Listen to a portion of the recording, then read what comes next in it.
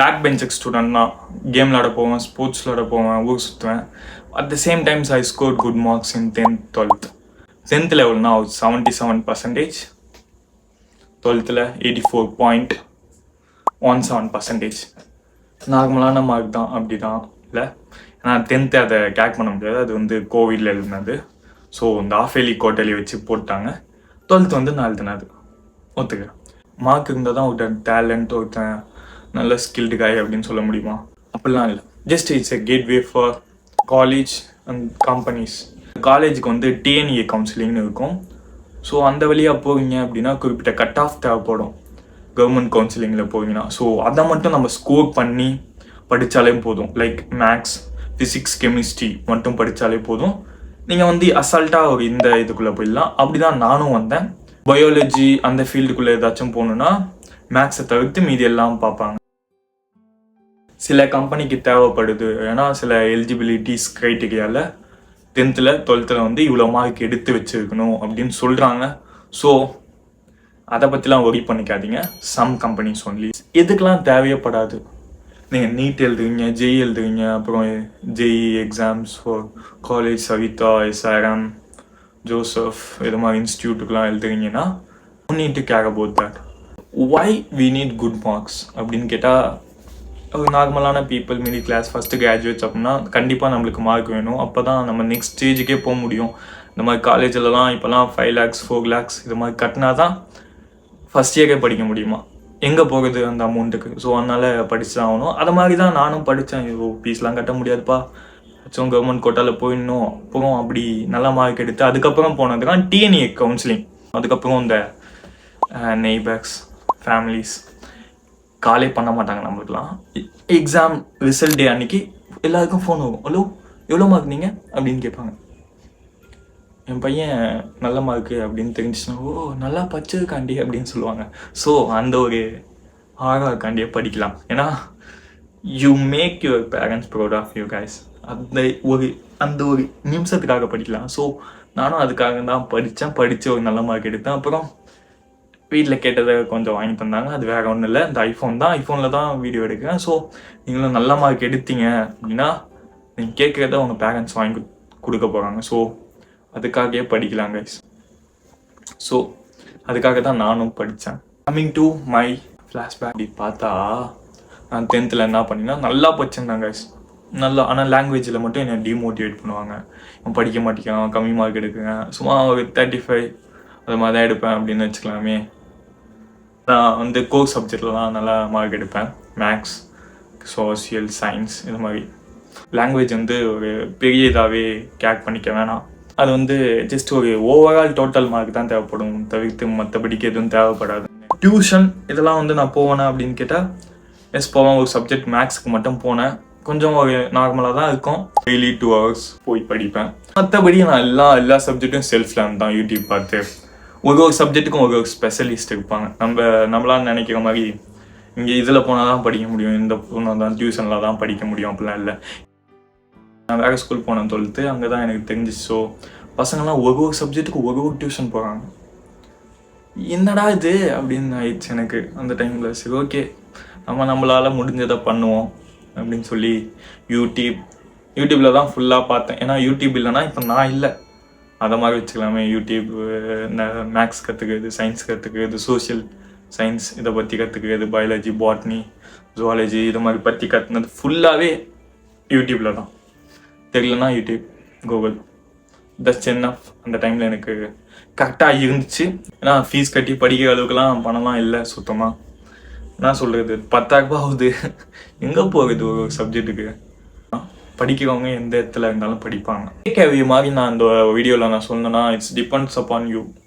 நீங்கள் 10th 12th எல்லாம் படிக்கிறீங்க, அவங்க ஃபினான்ஷியலாக ஸ்ட்ராங்காக இருந்தீங்கன்னா நீங்கள் எல்லாத்துக்கும் டியூஷன் போய் படிக்கலாம். இதே ஒரு நார்மல் ஒரு மிடில் கிளாஸ் ஃபேமிலியில் இருந்தீங்கன்னா கண்டிப்பாக அஃபோர்ட் பண்ண முடியாது. ஸோ அந்த டைமில் வந்து யூஸ் யூடியூப் ரிசோர்ஸஸ், அதுதான் பெஸ்ட்டு. 600 out of 600 எடுத்த பண்ணலாம். யூடியூப் அந்த நோட்ஸில் தான் படித்தது. ஸோ அவங்களாலே எடுக்க முடியாம போது நம்மளால எடுக்க முடியாதா? கம்பேரிசன்லாம் பண்ணல. So use free resource, ChatGPT, Gemini use பண்ணி படிக்கலாம். நம்மளால் சீக்கிரமாக இருந்துச்சு படிக்க முடியும். Time is free. ஸோ படிங்க, சீக்கிரமாக எழுந்திரிங்க, படிங்க. ஏன்னா சீக்கிரமாக எழுந்திரிச்சு படிக்கிறதுலனா இப்போ எங்கே பெரிய தப்பு பண்ணிட்டேன்.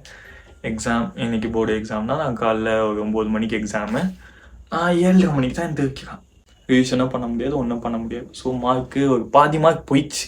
ஸோ அதனால தான் 77 எடுத்தேன்னு நினைக்கிறேன் ஃபிசிக்ஸில். இல்லைன்னா அப்போது 85 எடுத்துருப்பேன். ஒரு நல்ல காலேஜ்லேயும் போய் சேர்ந்துருப்பேன் இதோடைய. It's okay, everything is happens for some reason நினச்சிட்டு விட்டேன். So wake up early guys.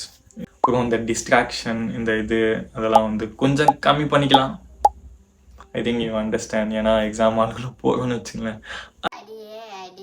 ஏதாச்சும் பாட்டு தான் ஓடும் பிளட்டு அது மாதிரி. So cut all kind of distraction. அப்புறம் நான் என்னென்ன ட்ரிக்ஸ் ஒரு சம்மரி மாதிரி சொல்லணும்னா என்னென்ன ஃபாலோ பண்ணேன்னா, இப்போ வந்து நம்ம எக்ஸாமில் வந்து கொஷின் பேப்பர் வருதுன்னா அந்த 1 2 3 அந்த லைன்லேயே எழுதுவோம். ஏன்னா சைக்காலஜிக்கல் படி ஃபேக்கல்ட்டிஸ் வந்து கன்ஃபியூஸ் ஆகக்கூடாது, டிஸ்டர்ப் ஆகக்கூடாது. ஏன்னா அவங்க ஒரு 1 ஹவருக்கு ஒரு 10 பேப்பர் கரெக்ட் பண்ணுற மாதிரி இருக்கும், ஒரு 3 மெம்பர்ஸ். ஸோ அப்போ வந்து நம்ம டென்ஷன் ஆகிக்கிட்டோன்னு வச்சுங்களேன், மார்க்கு கம்மியாகும். ஸோ அதனால் அந்த டைமில் மட்டும் ஃபோக்கஸ்ட் ஆன் ப்ராப்பராக எழுதணும். அந்த கொஷின் தெரியலையா, அதை ஒரு இடம் மட்டும் குட்டியாக ஒரு இடம் விட்டு நெக்ஸ்ட் பேஜுக்கு போயிடுவேன், அப்புறம் எழுதுவோம். அப்புறம் கடைசியாக உட்காந்து யோசிச்சு ஏதோ தெரிஞ்சது டயக்ராம் அது மாதிரி போட்டு எழுதிடுவேன். 2 பென் சூஸ் பண்ணலாம், பிளாக் அண்ட் ஒயிட்னு நினைக்கிறேன். கேன் ரைட் எனி திங், ரெண்டுத்துலேயும் எழுதுகிற மாதிரி இருந்தால் கூட நல்லது தான். ஏன்னா நீட்டாக எழுதலாம், க்யூட்டாகவும் இருக்கும். So choose based on your preference. நான் ஒரு பெனில் தான் எழுதுவேன். ஏன்னா எனக்கு ஒரு பெனில் எழுதுறதுக்கே டைம் பத்தாது, கடைசி அவங்க பிடுங்க வரைக்கும் எழுதுவேன். குட்டி பெண்ணாக வாங்கிக்கோங்க, 3 பெண்ணே பெஸ்ட்டு தான். அதான் இருக்கிறதோடைய ஃபாஸ்ட்டாக எழுதும், வெயிட்லெஸ்ஸாகவும் இருக்கும். ஃபோக்கஸிங் ஆன் யுவர் ரைட்டிங், நீட்டாக எழுதுங்க, கிளியராக எழுதுங்க. அப்புறம் முடிஞ்ச அளவுக்கு எல்லா கொஷினும் எழுதுங்க. Don't skip any question guys. ஏதாச்சும் கொஷினுக்கு ஸ்கிப் பண்ணான்னா அவன் மார்க் கம்மியாகும். சும்மா கூட போடுவாங்க, சும்மா ஏதாச்சும் எழுதி விட்டிங்கன்னு வச்சுங்களேன் போடுவாங்க. அவங்களுக்கு ஏதாவது தெரியலையா, மற்ற கொஷின் பச்சிங்களா, அதை சும்மா ஒரு 2 லைன் எழுதிட்டு அந்த கொஷினே சும்மா எழுதி வைங்க. இந்த ட்ராயிங், இந்த ஃப்ளோ சார்ட், இந்த கிராஃப் போடுறது இதெல்லாம் வந்து ரொம்ப நீட்டாக ப்ராப்பராக போடுங்க. ஏன்னா அதை மட்டும்தான் அவங்க ஃபுல்லாக ஃபோக்கஸ்டாக பார்ப்பாங்க. மற்றதெல்லாம் சும்மா அப்படியே ஓகே டக்குன்னு போயிடுவாங்க. ஸோ அதை மட்டும் கரெக்டாக பாருங்க. ஸோ ஏதாச்சும் டயக்ராம் இதெல்லாம் தெரியலன்னா பென்லலாம் எழுதாதீங்க. ஏன்னா சமோ பென் எழுதுனா தப்பாகும். ஸோ ஃபேக்கல்ட்டிஸும் என்னடா தப்பாக எழுதிக்க, நம்ம எதுவும் கரெக்டும் பண்ண முடியாது. கேஸ் பென்சில் எழுதுனா அவங்களுக்கு யூஸ்ஃபுல்லாக இருக்கும். For teachers also I think you understand. அவங்க அழிச்சிட்டு கூட உங்களுக்கு நல்ல மார்க் போட்டு விடலாம். Maybe it's good for 35 account எடுக்கிறீங்கன்னா. மற்றபடி நீங்கள் ஒரு 50+, 70+ எடுத்தால் அவங்க எல்லாம் பார்க்க மாட்டாங்க. முடிஞ்ச அளவுக்கு போட்டு விட பார்ப்பாங்க. ஒருத்தன் ஸ்டூடெண்ட்ஸோட கரியரே ஃபுல்லாக அந்த மார்க்ஸில் தான் இருக்குது, டேர்னிங் பாயிண்ட்டே. ஸோ அவங்க இதிலலாம் குறை வஞ்சனைலாம் பார்க்க மாட்டாங்க. பிகாஸ் நம்மளோட லைஃப்பை பற்றி அவங்க ரொம்ப பார்ப்பாங்க. ஏன்னா லைக் நம்ம அம்மா அப்பா மாதிரி தான் அவங்களும். ஸோ அதனால் ஒரு ஸ்டூடெண்ட்ஸோட லைஃப்பை வந்து எப்போவுமே பாழாக்க மாட்டாங்க கைஸ். முடிஞ்ச அளவுக்கு எழுதுங்க. ஃபெயில் ஆனாலும் அவங்க ஏதாச்சும் கிரேஸ் மார்க் போட்டு விடுவாங்க. நீங்கள் 95க்கு மேலே எடுத்தால் தான் பிரச்சனையே. ஏன்னா அப்போ தான் எல்லாரும் பார்ப்பாங்க, நான் கேள்விப்பட்ட வரைக்கும். ஓகேவா? ஸோ அப்போ எடுத்தால் தான் பிரச்சனையே. மீதி ஒரு 85 பிரச்சனையே இல்லை காய்ஸ். அதான் சொல்ல வரேன். You also can crack exams easily guys. Don't worry about that. இட்ஸ்லாம் சும்மா தான் அப்படின்னு நினச்சிங்க. ஏன்னா நீங்கள் எக்ஸ்பெக்ட் பண்ணுறத விட அதிகமாக தான் வரப்போகுது போர்டு எக்ஸாமில். I'm sure about it. If you doing something, right all the questions without any miss, எதுவுமே மிஸ் பண்ணாமல் எழுதிருந்தீங்கன்னா கண்டிப்பாக ஒரு நல்ல மார்க் வரும். ஐம் ஷூர், கண்டிப்பாக சொல்கிறேன், கண்டிப்பாக வரும்.